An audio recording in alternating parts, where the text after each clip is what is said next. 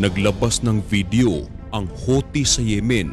Sa videong ito ay kanilang ipinapakita ang kanilang aktwal na panghahijack sa barkong di umano'y pag-aari ng Israel. Ayon sa grupong Houthi, kanila itong ipinapakita upang ipakita sa Israel na sila ay tutol sa ginagawang operasyon nito sa Gaza.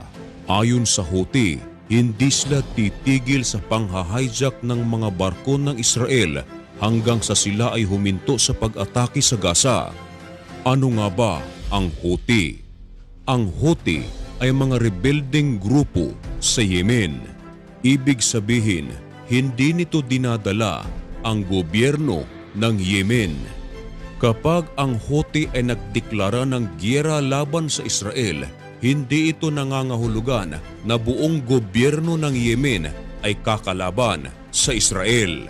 Parang sa Pilipinas lang mga kaibigan, halimbawa, magdeklara ng giyera ang mga rebelding grupo sa Pilipinas sa Israel.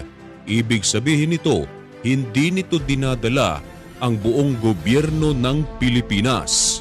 Para lang silang Hamas sa mga Palestino at parang Hezbollah sa Lebanon.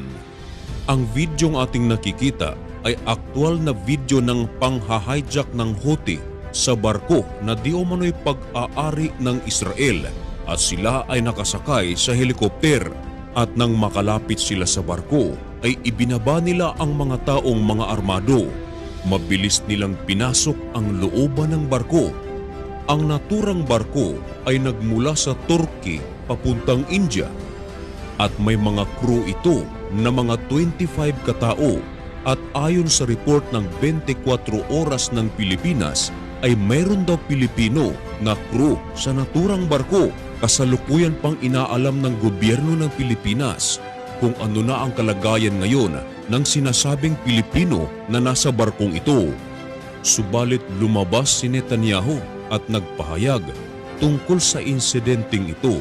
Ayon sa kanya, ang naturang barko ay hindi pag-aari ng Israel, kundi ito ay pag-aari ng British at pinapatakbo ng Japanese. Ibig sabihin, nagkamali ang Houthi at dahil sa ito ay pag-aari ng British at pinapatakbo ng Japanese, malaki ang posibilidad na magagalit sa Houthi ang British at Japanese. Ayon nga sa kanta, marami ang namamatay sa maling akala at nang makapasok na ang mga armadong Houthi sa barko at kontrolado na ang barko, may isang tao na nagsisigaw na sinasabing, Allahu Akbar! Allahu Akbar!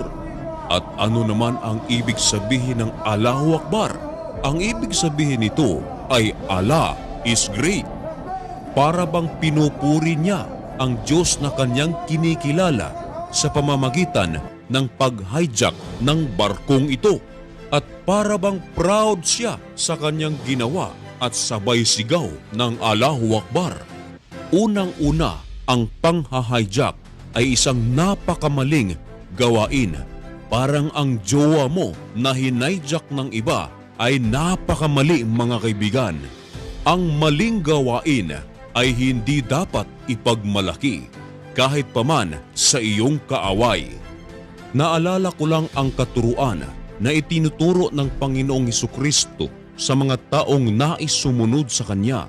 Ayon sa Matthew chapter 5, verse 44 ay ganito ang sinasabi, Datapwat sinasabi ko sa inyo, ibigin ninyo ang inyong mga kaaway at idalangin ninyo ang sa inyo'y nagsisiusig.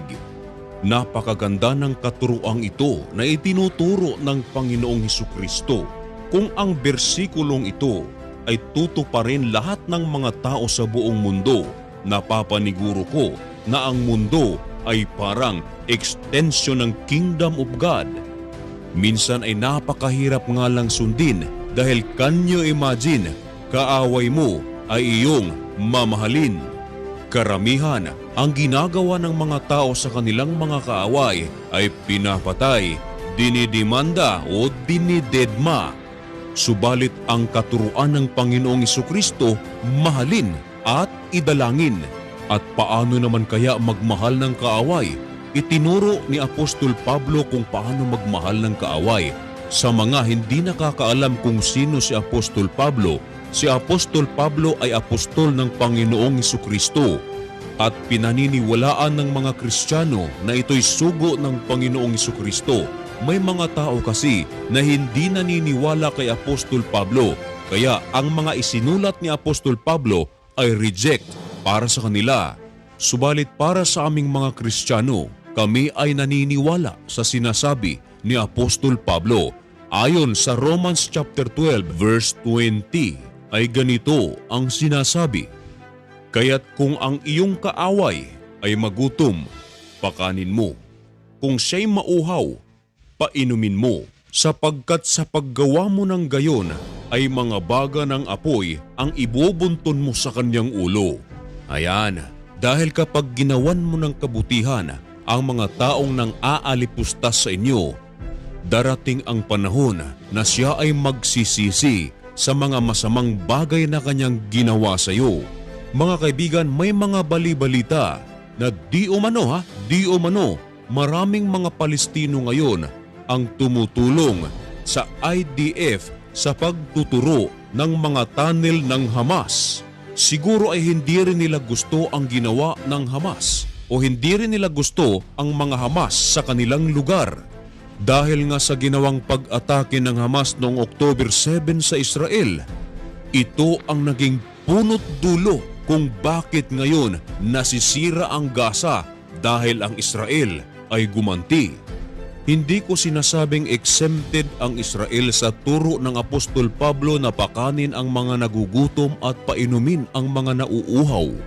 Lahat ng tao na nagnanais sumunod sa Panginoong Hesukristo ay dapat sundin ang katuruang ito. Subalit may magandang balita na ating narinig na ang Israel ay nagpadala ng mga incubators na kinakailangan ng ospital sa Gaza at mga breathing materials, oxygen at mga medical materials na kinakailangan ng Gaza. Maging fuel ay ipinadala na rin ng Israel. Kaya marami ang naniniwala na dahil sa ginawa ng Israel na ito, maraming mga Palestino ngayon ay tinutulungan sila upang ituro ang ibang mga tunnels ng Hamas. At aminado rin si Netanyahu, mga kaibigan, na hindi niya rin gusto na maraming mga sibilyang nadadamay at ayon sa kanya, haharapin niya ang lahat na ito pagkatapos ng gyerang ito. Hanggang dito na lang ang video ito. Maraming salamat sa panunood.